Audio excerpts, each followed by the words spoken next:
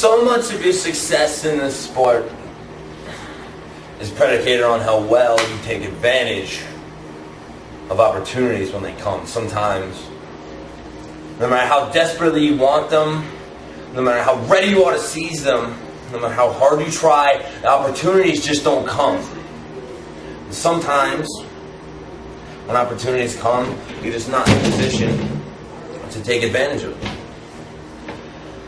Sometimes you're just not ready, in readiness mentally or physically to do anything about it. That, for me, for so long now, it's been the latter.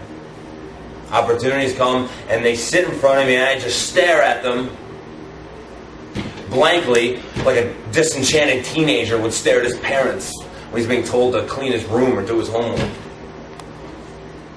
You know, it's hard enough when you're a guy like me just getting through the day without being jailed or hospitalized. And then I come to wrestling, and from the moment I get out of my car, and I come in the locker room, and I'm in the ring, and I hear the crowd, and I hear all the voices in the locker room, and everybody, the voice is just talking. Everybody. As soon as I walk by, as soon as I'm passing, it's talking. I hear it everywhere. Voices, and I don't know what they're saying or why they're saying it. I don't understand, but I got a pretty good idea. Well, John's got some talent, but we don't understand everything he does or why he does it completely or approve of everything he does necessarily, so he's a fuck-up.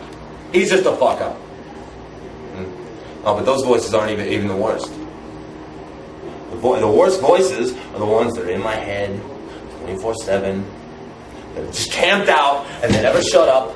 And they scream and they yell and they echo in my ears and my brain and they never shut up and they tell me to hurt myself and they tell me to hurt other people I don't even know, people that don't deserve it.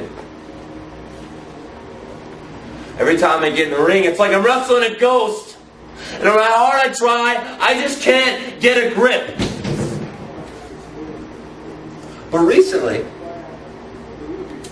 I feel a little rejuvenated. I feel a little back on track because I've come to 3 conclusions. I've made peace with my destiny. And these 3 conclusions that I've come to that have kind of made everything a bit clear. Number 1, I'm a pro wrestler. It sounds simple enough, but when you come to the conclusion that's all I got. That's all I've ever had. That's all I'm good at. That's all I ever really wanted. So, no matter all this, I'm a pro wrestler, right? Accept it. Number 2, when I decide that I want to be on, there's nobody that can touch me. Number 3, I'm going to die a very young death. But that's fine. That's cool. It's not so bad. All my heroes are dead anyway, so at least I'll be in good company.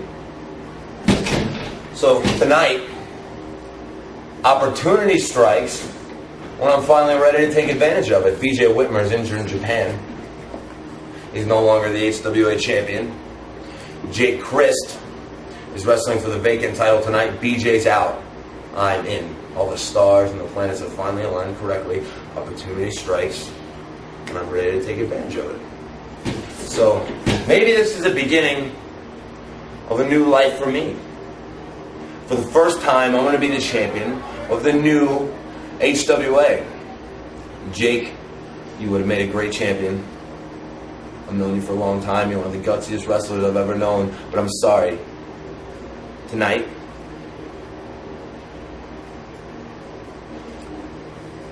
I've got to take that belt. Because I owe it to somebody. I have something to prove tonight. Not to any promoters or fans or other wrestlers, because they all hate me anyway, and I don't give a shit. I've got something to prove and something I owe to somebody, and she's pro wrestling. I owe pro wrestling. It's the only reason I'm still alive.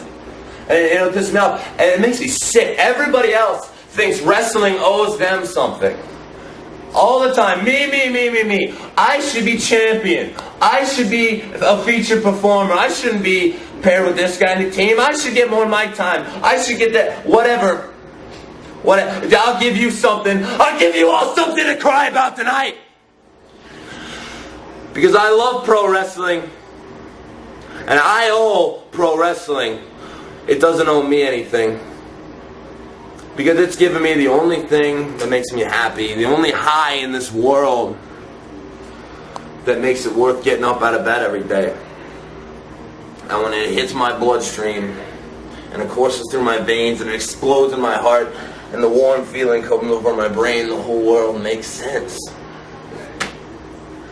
And that's what I owe pro wrestling, because that feeling comes at the exact moment where my fist crashes into the teeth of another man who was foolish enough or unlucky enough to be in the ring with me that night.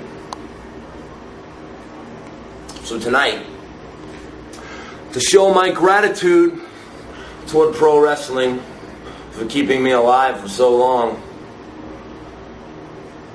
I have to break every bone in Jake Crist's body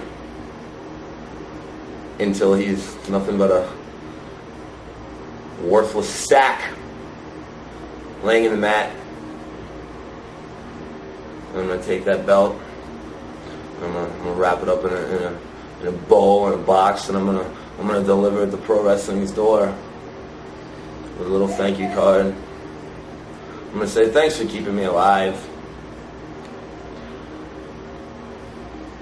for this long anyway. Jake Crist, you might not survive the night. You have me to thank for that.